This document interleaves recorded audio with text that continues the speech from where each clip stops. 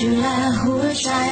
ผูกเราไว้เป็นสันนานเท่านั้นโอบเราสองให้อยู่เคียงข้างกันไปถึงวันสุดท้ายของลมหายใจ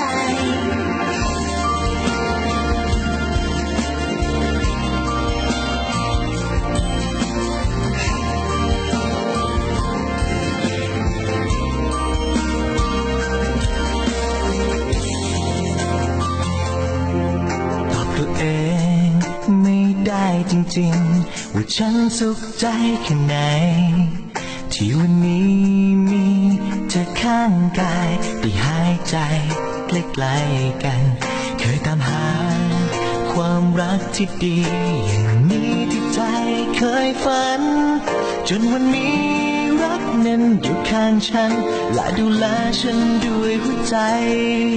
ขอบคุณอย่างน้อยไปกับรักที่เธอให้มาอยากให้รู้ว่าฉันรักเธอมากแค่ไหนจะกอดเธอไว้นานเท่านานด้วยความรักหมดใจที่ฉันมีจะดูแลรักนี้อย่างดีตลอดไปเราจะอยู่เคียงข้างกันจนวันหมดแรงเคลื่อนไหวจะรักคนเดียวตลอดไปให้สมกับรักที่เธอให้ฉันมาเธอใส่ใจ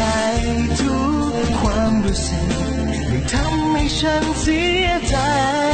เธอรักฉันมากแค่ไหนก็จะรักเธอคืนกลับไปมากกว่านั้น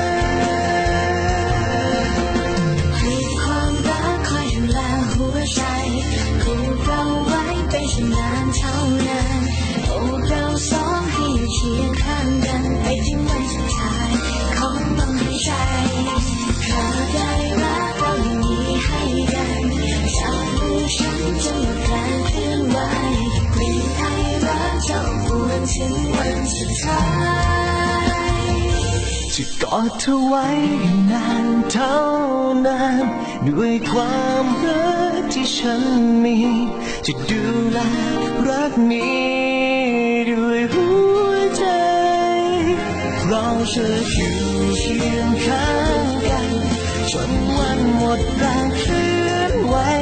จะรักคนเดียวตลอดไปให้สมกับรักที่เธอให้ฉันมา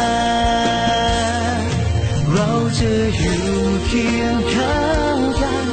จนวันหมดแรงเคลื่อนไหวแต่รักเราจะหายใจไปตลอดกาล